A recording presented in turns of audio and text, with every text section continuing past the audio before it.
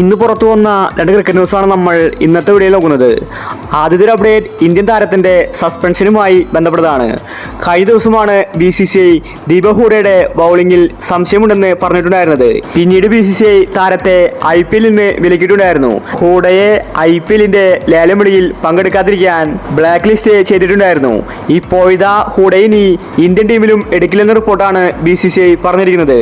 ഹൂഡയ്ക്ക് suspension കൊടുത്തിരിക്കുകയാണ് BCCI. താരത്തിന്റെ bowling ആക്ഷനാണ് പ്രശ്നമായിരിക്കുന്നത്. അത് ശരിയാക്കാത്ത താരത്തിന് ഇനി IPLലും അതുപോലെ ആഭ്യന്തര മത്സരങ്ങളിലും ഇന്ത്യൻ ടീമിലും കളിക്കാൻ സാധിക്കില്ല. വലിയ സസ്പെൻഷനാണ് BCCI കൊടുത്തിരിക്കുന്നത്.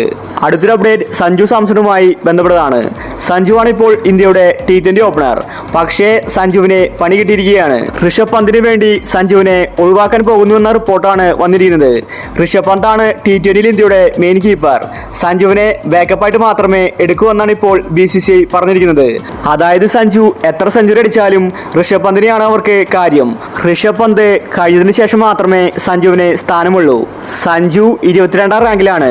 അതേസമയം ഋഷഭ് പന്ത് ആദ്യത്തെ 100 റാങ്കിൽ പോലുമില്ല. എങ്കിലും ഋഷഭ് പന്ത് തിരിച്ചു വന്നാൽ സഞ്ജുവിനെ T20 നിന്ന് മാറ്റുമെന്ന റിപ്പോർട്ടാണ് വന്നിരിക്കുന്നത്. വരാൻ പോകുന്ന ഇംഗ്ലണ്ട് T20യിൽ ഋഷഭ് പന്ത് ആയിരിക്കും ഇന്ത്യയുടെ കീപ്പർ. സഞ്ജുവിന് വീണ്ടും സൈഡ് ബെഞ്ചിലായിരിക്കും സ്ഥാനം. അപ്പോൾ ഇത്തരം ക്രിക്കറ്റ് ന്യൂസിന് വേണ്ടി ഈ ചാനൽ മറക്കാതെ സബ്സ്ക്രൈബ് ചെയ്യൂ.